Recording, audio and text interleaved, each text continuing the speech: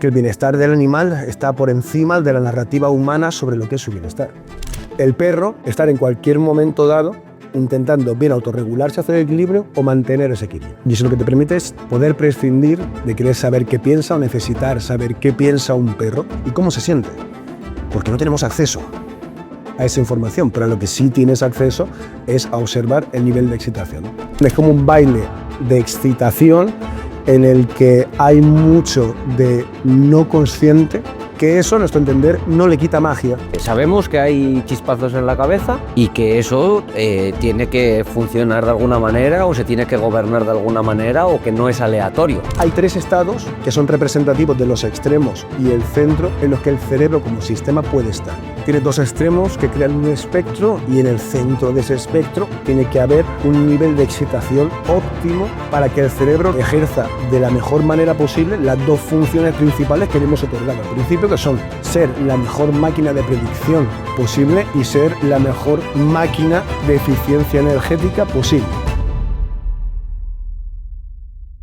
Bienvenidos a todos al segundo episodio del podcast de perros. Somos gente de perros, nos dedicamos a los perros y nos gusta hablar de perros. Con ganas de echar otro ratico hablando de perros y a ver si seguimos avanzando en este intento de hacer el libro ameno y para que no sea una búsqueda constante de información o meterte en una nube, hacerlo llano, que al final es como lo hablamos nosotros, cómo se ha construido el proceso y cómo nos entendemos todos al final. Desde nuestra perspectiva, lo que animamos a la gente es a prestar más atención a las velocidades de movimiento físico, que son realmente las indicativas de cómo está el perro en un momento dado, para poder predecir, poder hacerte una idea de dónde vienen las respuestas que luego tú pues, observas en tu perro, porque tu perro hace lo que haga tu perro en un momento determinado. Esta es como te mueves, por lo menos en perros. Pues hoy vamos a hablar un poquito de criticidad neuronal, que suena a que... ¿Lo que es? Sí. Vamos a hablar un poco de homeostasis, lo vamos a hacer también de una forma muy sencilla. Al final vamos a ver en ese cerebro que actúa como un sistema crítico, que ahora vamos a hablar largo y tendido sobre eso, qué distintos procesos se dan en el cerebro para que todo el sistema o todo el organismo esté lo más regulado posible.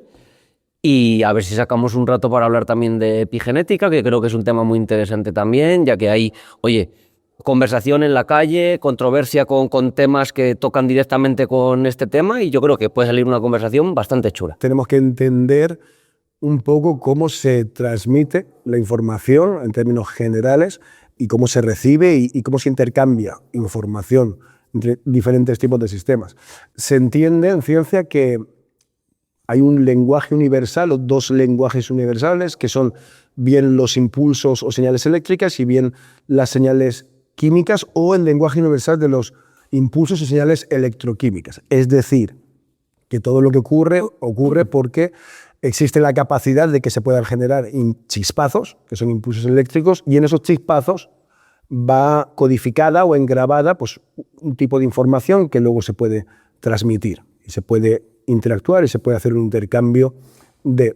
Entonces nosotros vamos a intentar entender eso como la piedra fundamental de nuestro marco de lectura. Y nos vamos a centrar más en el mundo de los impulsos eléctricos. ¿Por qué? Porque todo lo que argumentamos nosotros es que a través de la intuición visual, por ejemplo, de la importancia de los impulsos eléctricos, se puede describir la vida y la interacción entre seres, como por ejemplo humanos y perros, cómo se transmite la información, cómo un cerebro recibe la información, cómo ese mismo cerebro la procesa, cómo la transmite a otras partes del organismo y del cuerpo y cómo esos impulsos eléctricos es al final lo que mueve unos músculos, que es lo que nosotros podemos ver. Entonces es como una línea continuada en el tiempo en la que sin perder de vista la misma cosa o el mismo fenómeno puedes explicar desde muy principio hasta justo al final.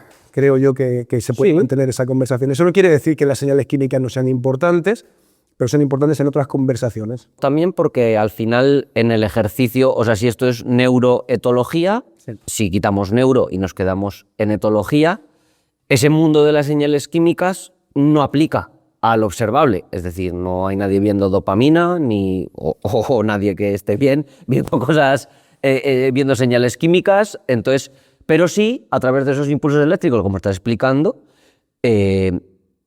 hacen que lleguen a los músculos, se mueve el cuerpo y eso sí es observable. Entonces, vamos a centrarnos la conversación en lo que es aplicable o practicable para por lo menos nosotros, que no estamos ni con medicaciones ni con nada que no sea natural y una relación de ese binomio humano-canino que nos gusta tanto hablar, ¿no? Y para el que esté en su casa tirándose de los pelos ahora mismo y rascándose el cuello. Pero es que la oxitocina... Es que, o sea, no es que estemos diciendo que no tenga mínimo el 50% del impacto, si es cierto que el lenguaje universal se puede diluir a impulsos eléctricos y a señales químicas. Entonces, claro, por supuesto, obviamente, mismo barco, mismo camarote, mismos pompones. Y danzas sincronizadas, sí. Estamos en el mismo sitio, estamos defendiendo la misma causa. Ahora, tú no ves una segregación endocrina, tú ves el resultado de una segregación endocrina. Total. Y tú puedes observar cómo esa segregación endocrina se produce debido a la excitación del perro, en este caso, en un momento determinado. Entonces, por supuesto que es hiperimportante, pero para que la gente de a pie, la gente que no está acostumbrada, para tú poder interactuar con tu perro desde el punto de vista más natural, nos centramos en la observación y esa conversación se puede tener a través de los impulsos eléctricos. Luego, cuando hablamos de veterinaria, cuando hablamos de castraciones, cuando tenemos conversaciones en otras esferas, en otras áreas, pues sí, es seguramente lo más importante dependiendo del contexto en el que utilicemos. Total. Pero que nos tire de los pelos, que no es una cuestión de que nos dé igual el nivel de cortisol que el perro segregue en un momento determinado, es que simplemente nos centramos en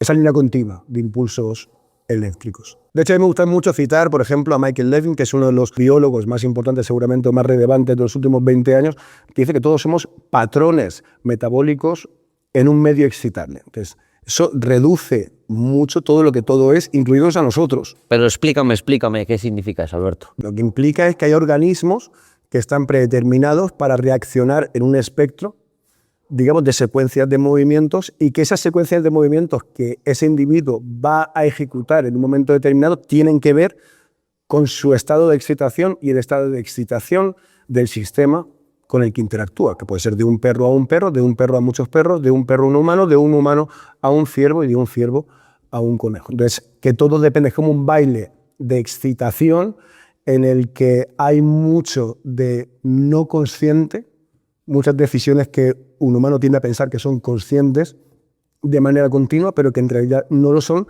y que eso, a nuestro entender, no le quita magia, ni lo hace menos bonito en la observación. Es simplemente otra manera de entender y disfrutar y disfrutar de la relación con el mundo del perro. Sabemos que hay chispazos en la cabeza y que eso tiene que funcionar de alguna manera o se tiene que gobernar de alguna manera o que no es aleatorio. O sea, que quiero decir, no son chispazos aleatorios. Y ahí es donde entra un poco pues todo el tema de la criticidad y de entender el cerebro también como un sistema crítico. No sé, Alberto, si igual quieres hablar un poco de lo que es la criticidad en términos generales y un poco en específico cómo aplica a la neuroetología o al estudio o a la conversación del perro. Sí. Y a partir de ahí, pues a ver a dónde nos lleva esto. Antes de hablar de criticidad y de homeostasis y de epigenética, lo que supongo que va a facilitar la conversación, para que la gente lo entienda más o menos bien, es que hay que entender las cosas por algo. O sea, hay que tener un marco de lectura, darle un valor a algo. Entonces nosotros, supongo que lo que hacemos es otorgarle al cerebro, presuponer que el cerebro es dos cosas. Una máquina, en principio, de predicción y una máquina de eficiencia energética.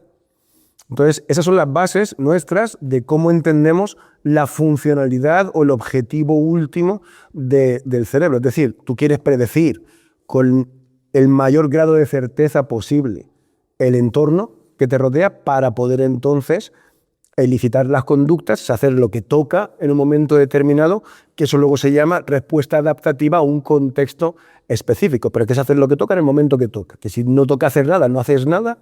Si tienes que salir corriendo, sales corriendo. Si tienes que echarte para adelante, te echas para adelante. Entonces, en esas dos funciones del cerebro, que son las que van a primar en nuestra conversación, las más importantes, donde todos los ríos van a parar, pues la gente tiene que entender que toda esa conversación se produce en términos de impulsos eléctricos. Entonces, hay como tres modos o tres estados como muy diferenciados en los que el cerebro como sistema, como un conjunto de cosas muy pequeñitas que parecen una cosa más grande y que actúa como una cosa más grande, que es lo que llamamos sistema, hay como 3 estados diferentes que son representativos de los extremos y el centro en los que el cerebro como sistema puede estar.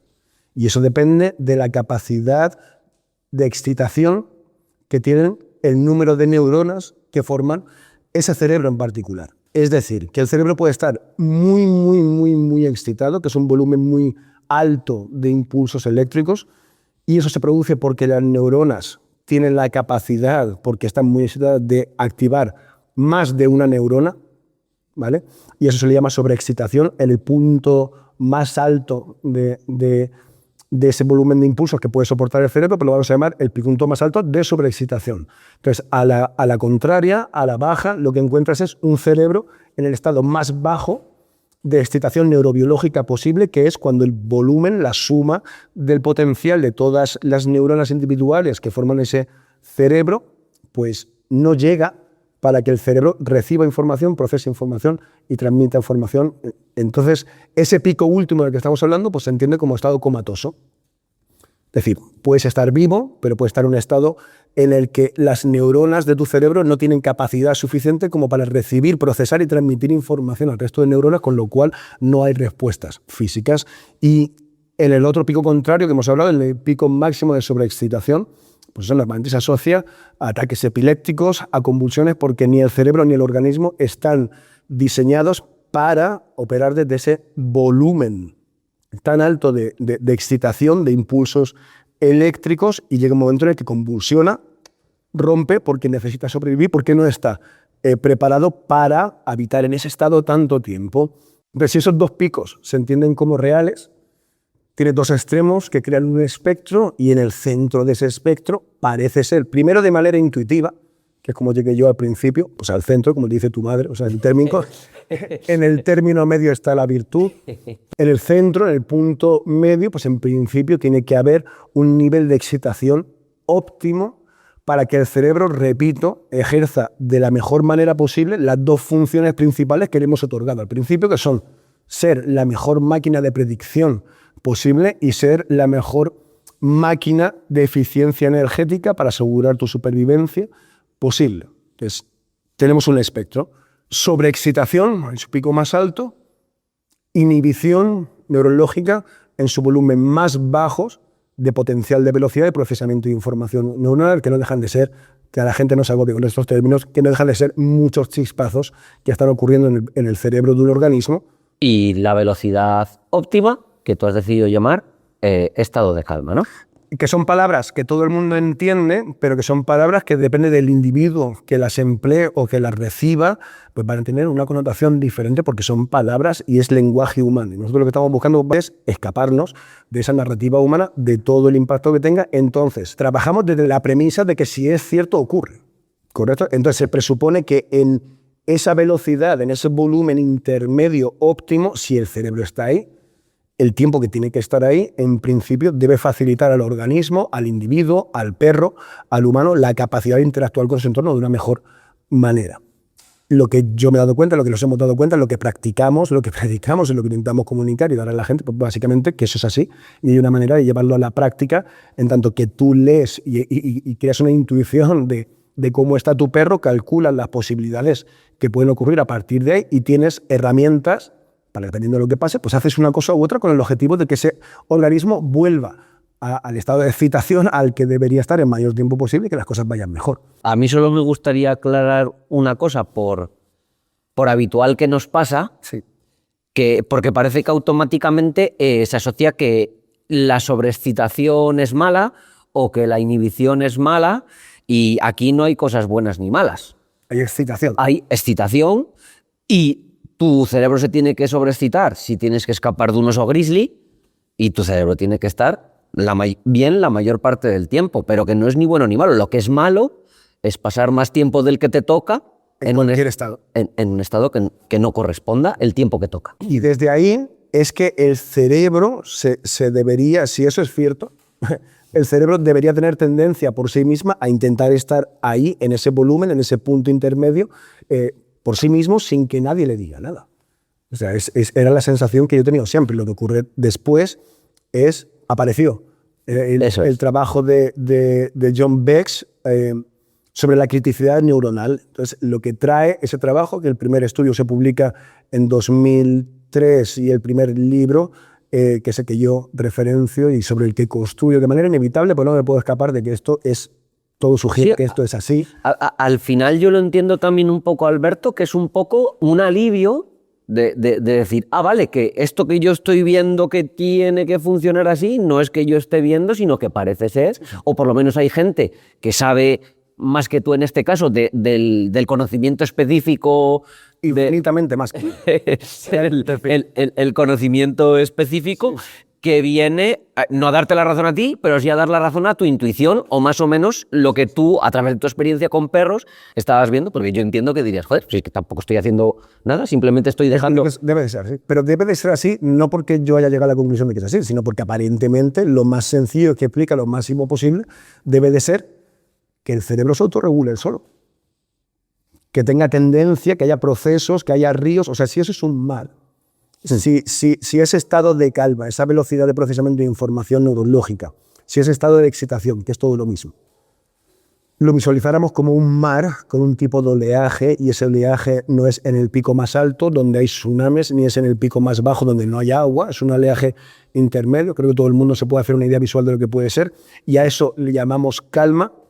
Tiene que haber ríos que desemboquen en ese mar, y entonces esos ríos luego se les llama y se conocen como procesos homeostáticos, que son los que conducen, llevan y promueven que el cerebro se autorregule él solo. Pero el trabajo de John Bex en este caso, que repito, se publica en 2022 y a partir desde 2022 hasta 2026, que es en el año que estamos actualmente, pues hay cientos de estudios que se han producido sobre criticidad y sobre el impacto de no operar en ese volumen medio. Por ejemplo, en humanos hay estudios en los que ya se asocia la esquizofrenia a la falta de capacidad del cerebro del individuo, por ejemplo, que se estudia para autorregularse hacia un volumen intermedio óptimo de velocidad de procesamiento de información neuronal. Porque entonces la criticidad, que es un término de la física, me parece, si tuvieses que darle una definición sencilla.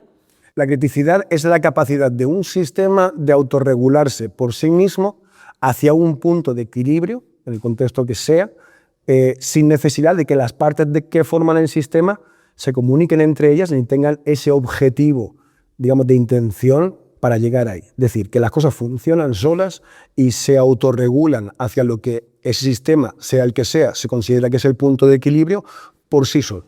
O sea que esto es... y esto aplica, entiendo, en tu cerebro, como estás hablando, sí, pero en una bandada de pájaros... todo tipo. Esto se utiliza en ciencia para explicar, por lo que tú dices, pues el movimiento de las capas tectónicas, la formación de galaxias, las mareas, bandadas de pájaros.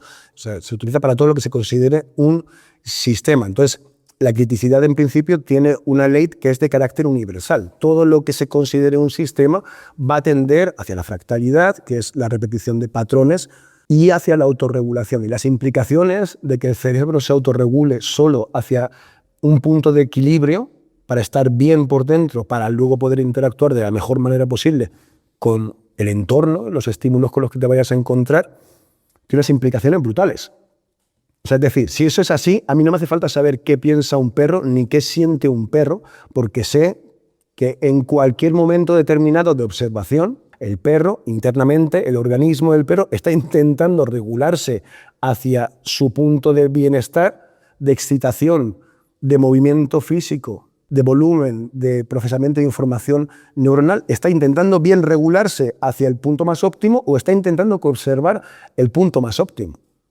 Como tú, como yo y como cualquier persona que nos esté escuchando. O sea, más allá de lo que tú creas que conscientemente estás haciendo, tomando decisiones para estar bien, tu organismo, en principio, también tiene sus funciones ejecutivas para decirte necesitas descansar y te apago las luces. O sea, que el organismo funciona solo y nosotros vivimos emburbujados en unas gafas en las que pensamos que todo es como pensamos y la realidad es que no. Entonces, no te hace falta, si esto es cierto, no te hace falta saber qué piensa un perro ni saber qué siente un perro en términos humanos, para saber si está bien, para saber si está volado o perdido, para saber si va a estar a punto de intentar comerse otro perro o morderme a mí. Incluso no necesitas una escala de valoración humana, digamos, para evaluar si un perro está bien o no. Me explico. Parece que si un perro no se mea en casa, no muerde a otros perros ni muerde a otras personas y entra dentro de los patrones que a ti no te molestan, que a ti no te molestan, todos asumimos que mi perro es muy bueno y que mi perro está de puta madre y mi perro lo mejor, y parece ser pues, que no, porque hay unas métricas objetivas para valorar si ese perro, más allá de que no sea problemático para la sociedad, en términos de bienestar, ese perro está bien o no está bien, o podría estar mejor, o lo que sea, ¿no? Y es una ventana otra vez para el lenguaje universal entre mamíferos y el lenguaje original del perro en su hábitat natural. Y lo que ocurre, pues como tú muy bien estás diciendo, es que el bienestar del animal está por encima de la narrativa humana sobre lo que es su bienestar. El perro debería estar en cualquier momento dado intentando bien autorregularse hacia el equilibrio o mantener ese equilibrio. Y eso lo que te permite es poder prescindir, digamos, de querer saber qué piensa o necesitar saber qué piensa un perro, cómo experimenta la vida subjetivamente un perro y cómo se siente. Porque no tenemos acceso a esa información, pero a lo que sí tienes acceso es a observar el nivel de excitación. Y desde ahí pues, se puede construir, entendemos nosotros, pues, métricas objetivas pues, para poder saber o intuir de una manera elevada, no sé si el perro está bien o no, y que no dependa de una ración subjetiva. Mi perro está de puta madre, pues lo dices tú. Total. Necesitamos de métricas objetivas para poder leer perros, para poder alcanzar su bienestar y para poder definir nosotros en qué términos nos movemos e interactuamos con nuestros perros, básicamente. Pues antes has mencionado, ¿no? O has hecho una analogía pues, de un mar y unos ríos, ¿no? Y esos ríos que van a dar a un mar en calma si todo está bien. Y es lo que llamamos la homeostasis, ¿no? Los procesos, más concretamente los procesos homeostáticos, que son los que se encargan un poco de hacer que ese sistema se regule y esté el máximo tiempo posible en la mejor velocidad posible, ¿no? Entonces, en el libro, hablando de estos procesos homeostáticos, de estos ríos que van a dar a un mar en calma, me parece que citas 14, aunque hay una infinidad más, y a nosotros en las formaciones siempre nos gusta hablar en concreto o más en específico sobre 4, que son la eficiencia energética, la neuroplasticidad y dentro de ese mundo en sí mismo que es la neuroplasticidad, de la memoria y el aprendizaje, de la energía libre y del cerebro predictivo. Perfecto, pues si quieres, ¿cómo le explicas tú, en qué términos más sencillos posibles, le explicas tú a la gente en sesión y en formación el concepto de eficiencia energética? Pues como bien has hablado, si entendemos que el cerebro es una máquina de predecir cosas bien y de ser eficiente energéticamente, pues esta eficiencia energética, la forma más sencilla es que tú no haces más cosas de las que necesitas hacer. Si puedo ir de aquí al baño en 10 pasos, no doy 42, y si puedo atarme los cordones de las zapatillas haciendo un lazo en 2 segundos, no estoy 3/4 de hora. Es importante que las cosas sencillas se dé el valor que tienen, pero que si realmente son fundamentales, pues que se entiendan. Entonces, gastar más de lo que consume, pues no bien. Sí, o sea, ¿no? Lo que te va a dejar es jodido para las situaciones en las que tú necesites de eso que te has gastado cuando no hacía falta gastártelo. Eso es la manera más sencilla a lo mejor de explicarlo. Yo creo que sí, se ve muy bien además, precisamente en el caso del perro, que al final pues no deja de ser un depredador, por lo que come, por los dientes que tiene, por cómo tiene los ojos, ¿no? Y si tú vives toda la vida ladrándole a sombras y intentando comerte la cola, si vivieses feralmente en la libertad, pues cuando pasa el conejo, lógicamente, no te lo vas a comer ni lo vas a cazar, porque llevas 3/4 de hora persiguiéndote la cola. Sí. ¿No? O sea, no es eficiente. No es eficiente. No es eficiente. Y el organismo, el cerebro, si le hemos otorgado lo que tú decías, una función principal de eficiencia energética, pues una de sus funciones es necesariamente regular todos los recursos de los que el organismo dispone para hacer frente a un contexto específico.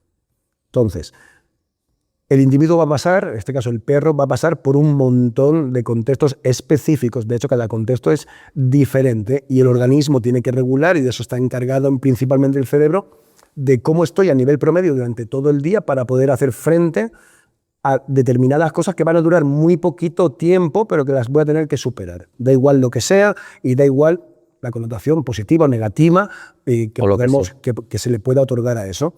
Entonces, ¿de qué va todo el asunto de eficiencia energética? Pues, por ejemplo, esto se lo explicamos muchas veces a la gente con la melanina. Entonces, hay bolsitas. Tú imagínate que esto es un árbol con un montón de bolsitas y en esas bolsitas está todo lo que a ti te hace falta para estar vivo. Pero esas bolsitas sabes que se acaban. Porque si no se acaban, aquí no se muere nadie. Seríamos vampiros, claro. Que es imposible. O sea, todo lo que pertenece a un organismo, en principio, va a llegar a un punto en el que se acaba. Si eso es cierto, ¿vale? Pues partimos desde ahí. Luego hay bolsitas que se pueden regenerar a lo largo de la vida y otras bolsitas que no se pueden regenerar. Entonces, la melanina es una de ellas. Tú tienes un tipo de melanina X, una cantidad de melanina, y con eso tienes que hacer frente, pues, para protegerte de los rayos del sol a lo largo de tu vida. Entonces, tú con ese conocimiento puedes hacer dos cosas. O te modulas para tener una exposición controlada al sol, o te vas a Benidorm y te fundes todos los saquitos de melanina que tú llevas encima y vuelves en 3 años con un cáncer de piel o con la piel hecha un plasticucho. Entonces, ahí, por ejemplo, es una puerta para ver que el conocimiento pues, tiene un impacto real en el bienestar de, en este caso, perros y humanos. Entonces, lo que intenta el cerebro es, de alguna manera, regular a través de la segregación endocrina y a través de los impulsos eléctricos, cuánto me fundo en este contexto específico. Y esto, para que la gente lo entienda, significa que no hay ningún león buscando planes. O sea, que es que no hay ningún... Por supuesto que hay conductas que se pueden observar que con un marco de lectura, un objetivo como muy cerrado, pues puedes pensar que eso en ese momento no tocaba.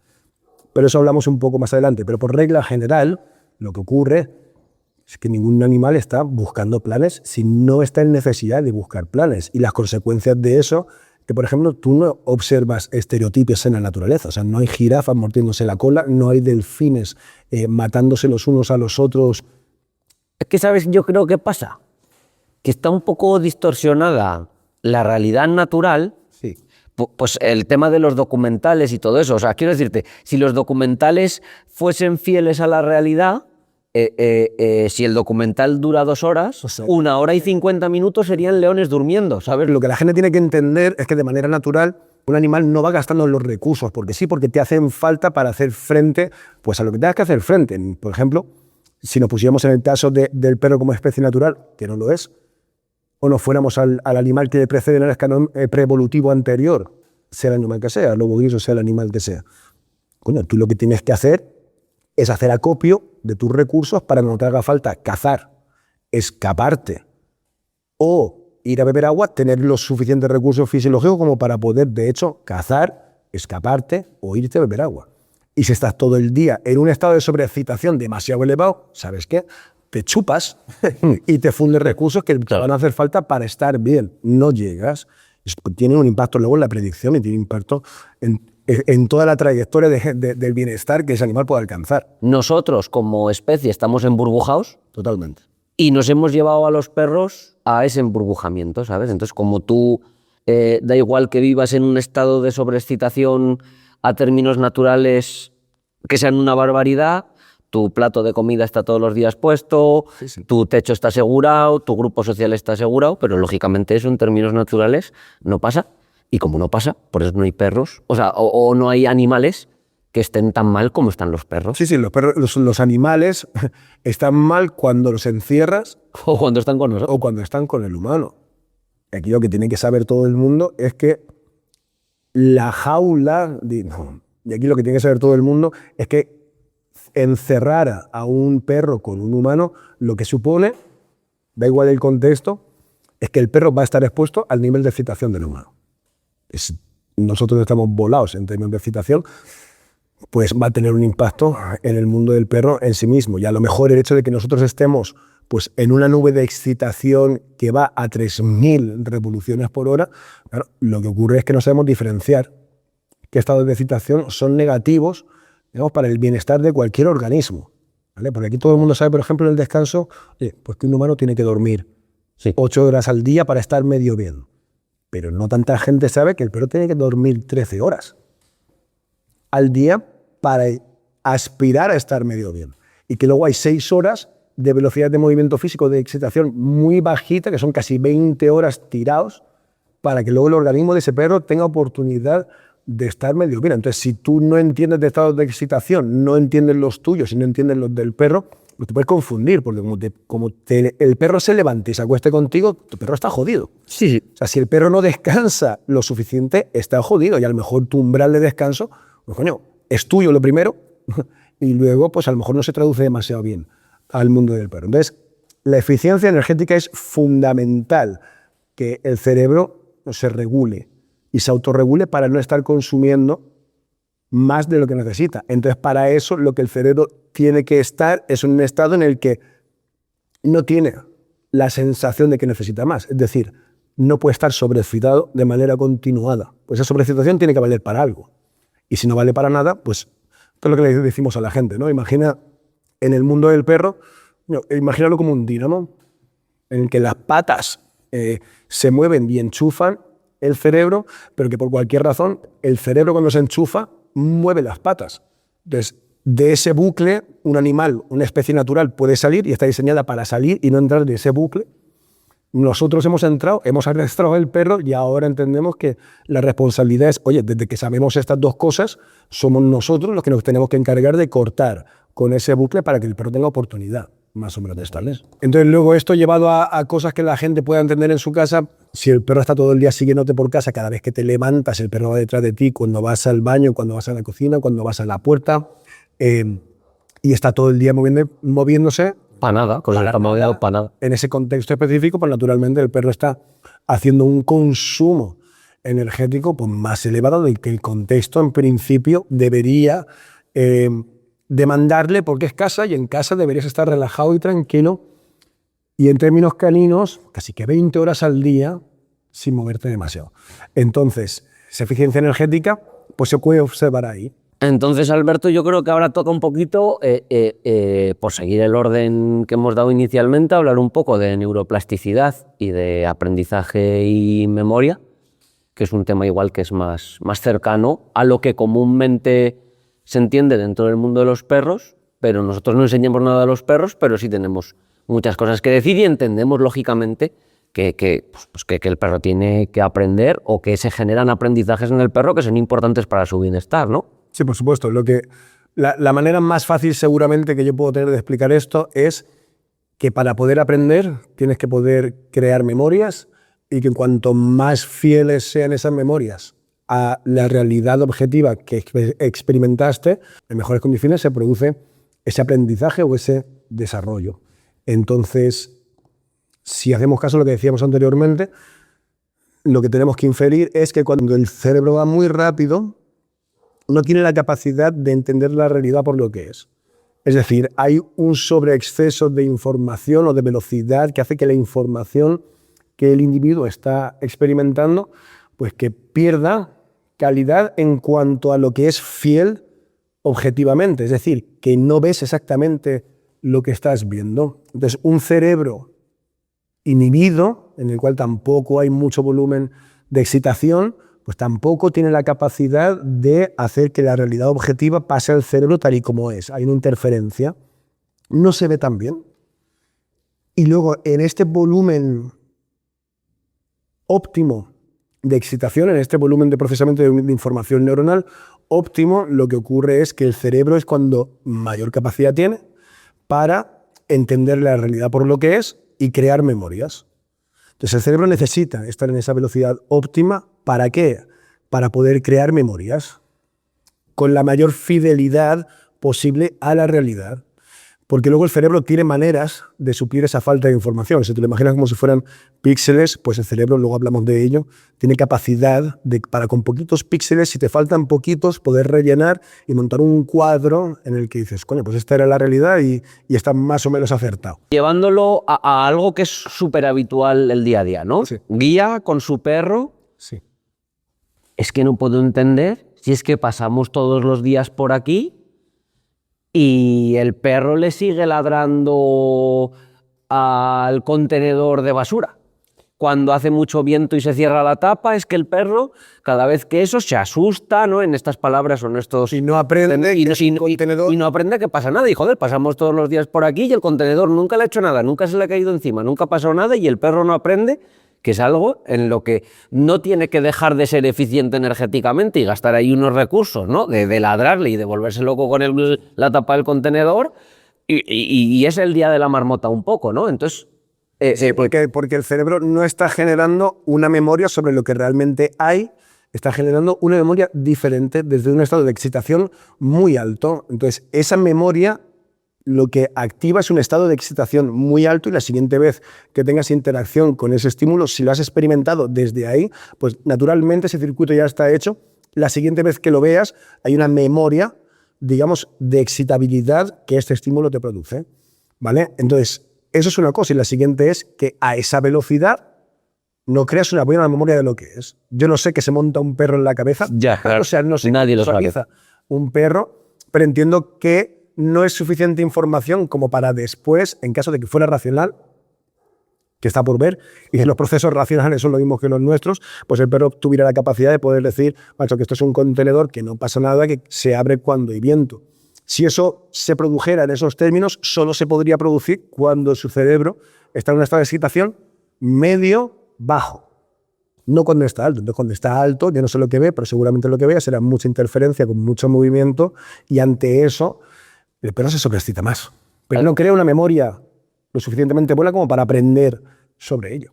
Y un poco a lo que jugamos nosotros en el trabajo de campo, digamos, al final es un poco eso, ¿no? El típico perro que no puede socializar o que es reactivo o que es agresivo con otros perros. Al final lo que hacemos es rebajar esa velocidad de la cabeza a través del movimiento físico y ahora vamos a juntarte con otro perro o vamos a hacer una socialización con otro perro.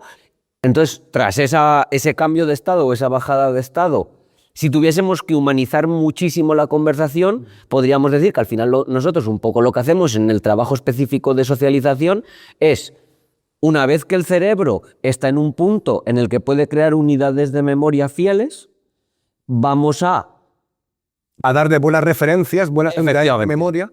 Efectivamente. En este caso concreto, que es del ejemplo que he puesto, pues con otros perros.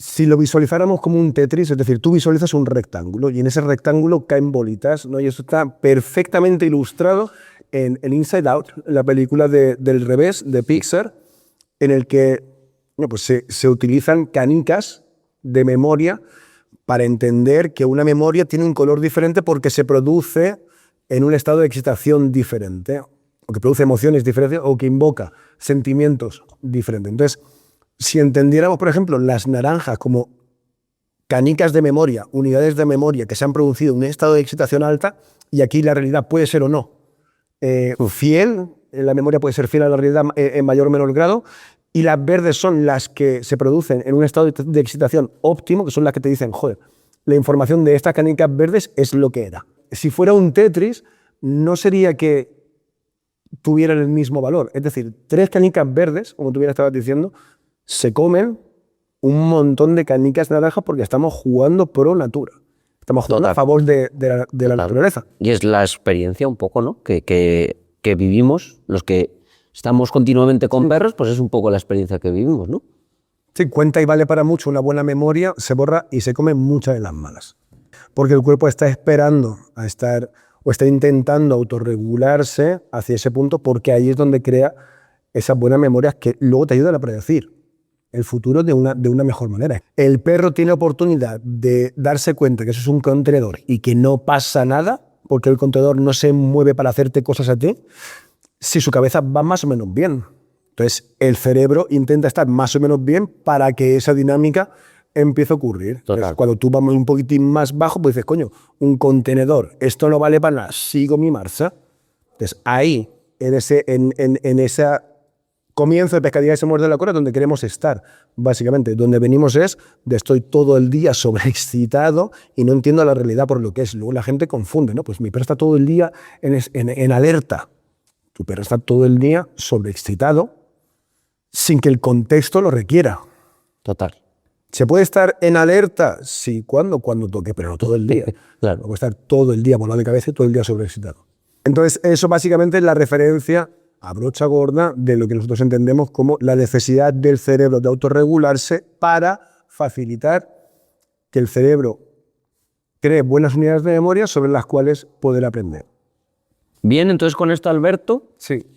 en cierta parte hemos hablado un poco de cómo se relaciona el perro, en cierta manera, con el pasado, que es esas unidades de memoria que el perro tiene y cómo la calidad de esas unidades de memoria hacen que el aprendizaje sea mejor o no, relacionado con la eficiencia energética para los estímulos. Y ahora vamos a hablar un poco, la palabra no es futuro, desde luego, pero sí con esa anticipación o con esa predicción o ese recomponer las cosas, porque antes, cuando estábamos empezando todo este tema de la homeostasis, hemos dicho que el cerebro era dos cosas. Una máquina de eficiencia energética, sí que hemos hablado de ello, pero que es una máquina de predecir. Y yo creo que podría estar bien también incluso introducir el otro concepto que nos falta, que es el de energía libre. Podemos unir las dos y podemos ver también la relación que tienen con la criticidad. Los conceptos fundamentales son principio de energía libre variacional, que simplemente lo único lo que dice es que hay un volumen máximo de impulsos eléctricos que el cerebro puede alcanzar, que hemos hablado antes que era el pico máximo de sobreexcitación, que estaba cerca de la epilepsia y la convulsión, porque solo se puede estar muy poquito tiempo. Entonces hay un pico máximo, volumen máximo, y hay un volumen óptimo. En ese volumen óptimo, pues el cerebro tiene su mayor capacidad de predicción. Y el cerebro predictivo, la teoría del cerebro predictivo, lo que te dice es que hay información ya inherente en la secuencia genética del individuo porque pertenece a una especie determinada, como un perro es un perro. Entonces hay cosas de perro que ese perro tiene en la cabeza que le permiten, cuando hay falta de información, rellenar huecos. Si la gente lo imagina como píxeles, si hay un volumen X de píxeles que faltan y ese volumen es chiquitito, pues el cerebro, funcionando en su mejor velocidad, digamos, pues tiene capacidad, porque tiene esa información escrita dentro, entonces la puede sacar y puede rellenar para completar el cuadro de la realidad que está experimentando. El perro, como perro, pues tiene información de perro para reconocer cosas de perro. ¿Qué quiere decir esto? Que si un perro, por ejemplo, ve a otro perro y su estado de excitación es lo suficientemente óptimo, es decir, está más o menos bajo, pues si te falta un poco de información, tienes capacidad de sacar tu información, esto es un perro, y completar el cuadro. Pero si está muy excitado, pues no tiene capacidad de rellenar lo suficiente. Entonces, lo que asumimos es que el cerebro necesita operar en una velocidad óptima de procesamiento de información, en un nivel de excitación lo suficientemente óptimo, que es bajo, para poder entender mejor el mundo que le rodea y para poder predecir con mayor certeza el mundo que le rodea. Y en esas predicciones que el cerebro hace, repito, si está muy sobreexcitado, te falta información para cubrir todos esos píxeles, con lo cual tu valoración de la situación va a ser peor o menos certera, con lo cual la predicción del futuro, pues igual te has confundido. Y lo que ocurre es que cuando el cerebro está en ese volumen óptimo de impulsos eléctricos, que hace referencia a energía libre, pues lo que ocurre es que tiene capacidad de predecir mejor, pero esa predicción se realiza porque el perro, como perro, tiene información. En su secuencia genética, pues tú tienes información a que perteneces a esta especie y estás diseñado para reconocer este tipo de cosas. Digamos que estás predispuesto pues a que si ves un tigre, salir corriendo, por ejemplo, ¿no? Exactamente. Entonces, si tú ves moverse un arbusto, un perro ve moverse en un arbusto y ve algo naranja con rayas negras, pues sí sucede, pero no lo has visto entero. Simplemente te ha dado la sensación, lo has visto, pues una amalgama de colores que es naranja con rayas negras detrás de un arbusto en mitad de una jungla. Ese es el contexto, y tú lo que has visto es una mancha naranja y negra. Que si estás en un nivel de excitación óptimo y tu cerebro funciona en ese volumen de impulsos eléctricos óptimo, pues que tú tienes información que te permite rellenar los huecos. Que algo naranja y negro en una jungla detrás de un árbol moviéndose a esta velocidad, pues puede ser un tigre. Entonces tienen la capacidad de elicitar una respuesta adaptativa que será o salir corriendo o saltar O pararte.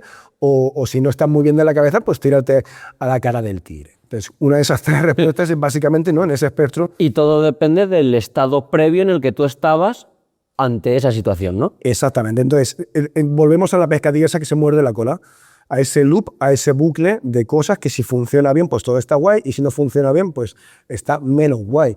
Entonces, para tú saber qué es un tigre, o para hacerte una idea de qué es un tigre y que si eso se ha acertado, está en un volumen bajo de excitación. Si estás en un volumen muy alto, pues a lo mejor lo que era una mancha naranja y negra, pues tú la entiendes como una mancha amarilla con plumas. Entonces tu cerebro rellena una falta muy grande de información y te piensas que es un pato, pues igual entre ese pato tu cerebro no ejecuta pues una respuesta adaptativa y entonces pues Equiniqua era un tigre y está jodido. Básicamente necesitas de estar en un punto de excitación más o menos óptimo, que es más o menos bajo, que la gente lo entienda, que estas son las situaciones bajas, pues para poder enterarte de lo que pasa, para poder acordarte de las cosas que pasan, si te has enterado bien, y para poder elicitar respuestas ante lo que está pasando, porque te haces una idea de lo que está pasando. Y entonces, un poco bajo este prisma, Alberto, creo que quizás sea interesante mencionar, sobre todo con el tema de la energía libre, que muchas de las cosas que vemos, de esos patrones de acción fijo, de los que hablaremos más adelante en otro podcast, pero al final las cosas que vemos que nuestro perro hace, nosotros lo que entendemos es que están directamente relacionadas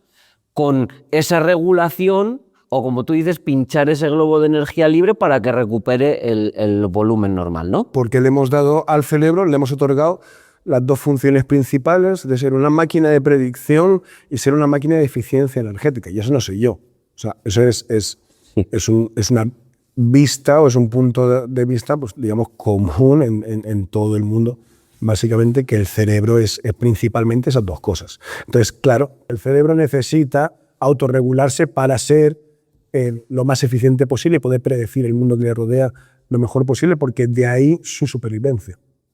Entonces, recapitulando un poco, y ahora que tenemos los conceptos más o menos sobre la mesa, a mí me parece que es interesante añadir, o que hablemos un poco también, de cómo nosotros entendemos que todo lo que vemos en un perro, todas las secuencias de movimiento, todo lo que vemos en un perro, que ladre, que aúlle, que gima, que los famosos zoomies estos, al final un poco tú en esa unión entre la teoría de la criticidad y de la energía libre, al final lo que estamos también postulando desde la metodología es que todas esas cosas que vemos están directamente relacionadas con la necesidad del perro de pinchar, digamos, ese globo de energía libre, o de que ese exceso de energía libre, ya que la energía ni se crea ni se destruye, vuelva a ese punto óptimo, y es lo que vemos pues en perros equilibrados. Es el resultado. Entonces, si tú imaginamos el volumen de excitación del cerebro como un globo, y tú sabes que aquí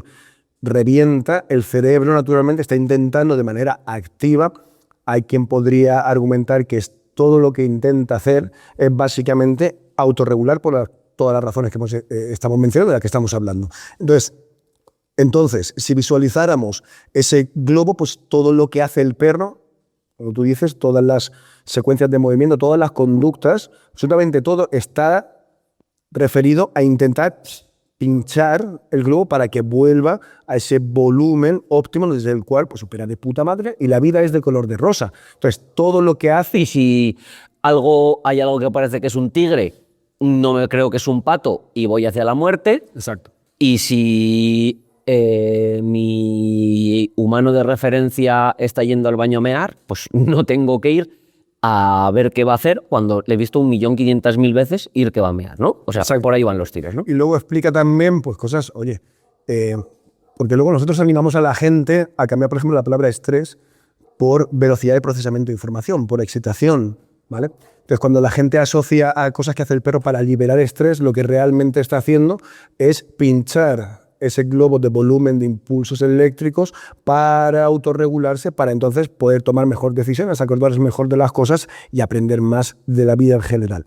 Entonces, cosas como, por ejemplo, morder un palo, comer hierba, todo está diseñado para pinchar ese volumen de energía libre a través de las secuencias de movimiento. Y luego lo que te das cuenta, y hablaremos de esto mucho más detenidamente, cuando hablemos de patrones de acción fijo y generadores centrales de patrones, pero hay secuencias diseñadas para vaciar o pinchar esa excitación asociadas a estados diferentes. No lo mismo sacudirte que bostezar, que se producen en estados de excitación por un espectro de excitación que puede ser parecido, pero no tienen el mismo valor. Por ejemplo, bostezar está asociado a un nivel de excitación relativamente bajo en la gran mayoría de los casos.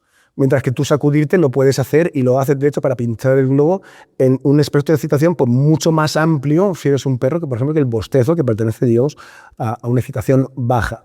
Entonces, en ese trabajo de observación pues, nos hemos dado cuenta que básicamente lo que ocurre es simplemente eso, que no le quita magia, repito, a la observación, hace más bonito porque tienes conocimiento.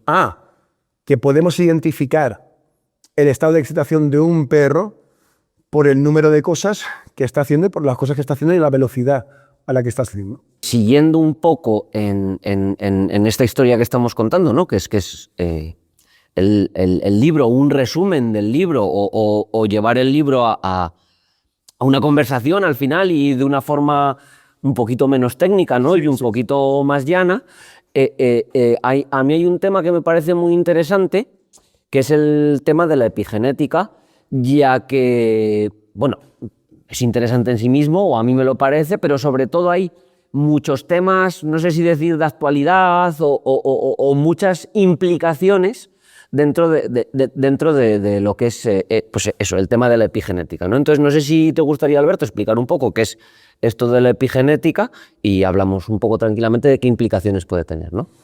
El concepto de epigenética es entender, en principio, si lo hacemos de la manera más sencilla posible, entender que cada individuo tiene una secuencia genética. En esa secuencia genética está escrito todo lo que tú puedes ser. Pues si eso, hay dos maneras generales de visualizarlo, o bien como un abecedario con letras diferentes, o bien como las teclas de un piano, por ejemplo. Entonces, tu secuencia genética es todas las teclas del piano que tengas, o todas las letras del abecedario que tengas, pero no todas están activas todo el tiempo. Hay información latente que se activa a través de la experiencia vital. Entonces, esto, por ejemplo, en humanos se hacen estudios sobre gemelos que en principio comparten la misma secuencia de ADN, pero que a través de experiencias vitales diferentes, pues activan o no activan las tendencias que han heredado. Como una depresión, por ejemplo. Como ¿no? una depresión, la tendencia a la depresión. Por ejemplo, entonces, dos gemelos pueden activar una depresión crónica o mayor con mayor o menor facilidad dependiendo de la vida que tengan. Entonces, por ejemplo, si uno la activa porque lleva 2 años pasando épocas las que sean, penurias, pues el hermano o la hermana sabe que tiene el riesgo de que eso se active también en él porque comparten, pero lo hacen en tiempos diferentes. ¿Esto qué quiere decir? Hay una parte de ti que es lo que tú eres, el potencial de quien tú eres, que está heredado genéticamente, y la melodía final que se toca en ese piano, en todas las teclas, o las cosas que dices a través de las letras que tienes, que es tu secuencia genética, es al final lo que eres. Entonces depende de la experiencia y de la genética. Y estas las implicaciones que tienen perros pues son bastante altas. Entonces, llevándonos la conversación al tema perros, ¿no? Sí. Esto tiene unas implicaciones tremendamente importantes, por ejemplo, en todo lo relacionado con el mundo de la cría, conversación aparte de lo que nos pueda parecer más ético, si creemos que hay que criar perros o no criarlos, o lo que sea. Lo que es cierto es que estas activaciones epigenéticas son fundamentales como criterio a la hora de o bien seleccionar un perro, o bien criar perros, o todo lo que tenga que ver con esa transmisión hereditaria de la madre a los cachorros, ¿no? Sí, porque al final lo que nosotros argumentamos es que la tendencia a la sobreexcitabilidad es hereditable. O sea, básicamente lo que es. Y eso no es que lo diga yo, eso es... pues nosotros modulamos a los perros para que tengan un nivel de excitación X para luego obtener un rédito y que nos valgan para que nosotros hemos decidido que nos valga. Básicamente. Y esa sobreexcitación es, de hecho, hereditable. Simplemente hay que tenerlo en cuenta. Yo no estoy en posición, en nuestra conversación, tú lo sabes, nunca es sobre lo que la gente tiene que hacer o no tiene que hacer o qué se debe hacer. A mí Pero mínimo que se tenga en cuenta que de perros excitables, de perros sobreexcitables, porque la madre, por ejemplo, es una perra sobreexcitada a lo largo de su vida, pues de esa perra van a salir muchos cachorros con una alta tendencia a la sobreexcitabilidad y encima se van a ver en un contexto donde si encima la madre es sobreexcitable, ya estamos con las pescadillas que se muerden la cola, pues coño, la probabilidad de que un cachorro con tendencia al alza, con una experiencia vital al alza en términos de excitación, que active todo lo que tiene que ver con sobreexcitación, pues es muy alta. Simplemente tenemos que ser conscientes de que eso es así e incluirlo, pues definitivamente, pues, como una de las métricas objetivas para lo que hacemos con los perros. Al final, aunque más allá del debate o no debate, Sí. una persona que esté viendo esto y esté pensando en adoptar un cachorro o comprar un cachorro o X, esta información es tremendamente valiosa. Es decir, si tú estás intentando buscar un perro de un perfil concreto por unos patrones estéticos, por criterio X, pero tú lo que quieres es una mascota, no tiene ningún sentido que vayas al perro, que su madre y su padre son campeones de no sé qué de trabajo y sus abuelos lo eran y no sé qué y no sé cuál, porque te vas a encontrar con una realidad que no te quieres encontrar. Y que la gente tiene que entender que de razas de trabajo a razas de belleza, tú en poquitas generaciones tienes el impacto que tienes. Que es muchísimo.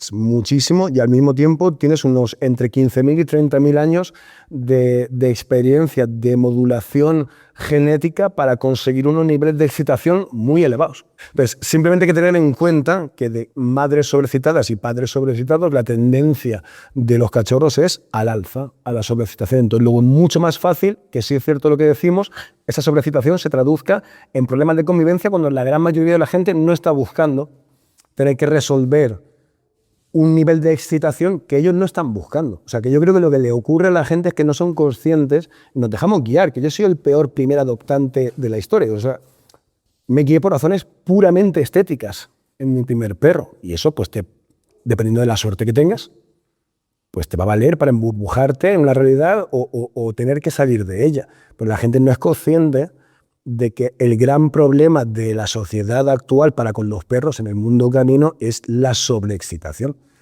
Y estamos criando y estamos dejando que tendencias al alza pues, se mantengan en el tiempo. Entonces, simplemente yo por lo que aboco es por ser conscientes de que perros sobreexcitados van a dar lugar a perros con tendencias a la sobreexcitación. Y si no estamos preparados a nivel de educación nosotros como para modular esa sobreexcitación a la baja para que el perro esté lo mejor posible, pues luego nos encontramos en la situación en la que nos encontramos. Total, al final, si puede quedar un consejo muy claro y muy llano rozando la conversación, aunque no sea de centro, es que si tú vas a ir a ver unos cachorros con la madre, fíjate en la madre. Si la madre se mueve mucho y muy rápido en las 4 veces que lo has ido a ver, igual ahí no es. Y de la misma manera, lo típico que es que hago 4 cucamonas y hay 3 perros que se me acercan muy corriendo y moviendo mucho el rabo, y estos son los que me han entrado por los ojos, igual la mejor decisión que puedes tomar si quieres una mascota y disfrutar de una mascota es, aunque parezca contraintuitivo, decir, oye, pues ese que no me ha hecho ni puto caso y que las 4 veces que he venido a ver a los cachorros ha estado tumbado, tienes muchas más posibilidades de que ese tránsito de la vida con tu perro sea mucho más fácil, ¿no? Sí, y luego también que tú tienes que entender que a un olmo no le puedes pedir ser un olivo.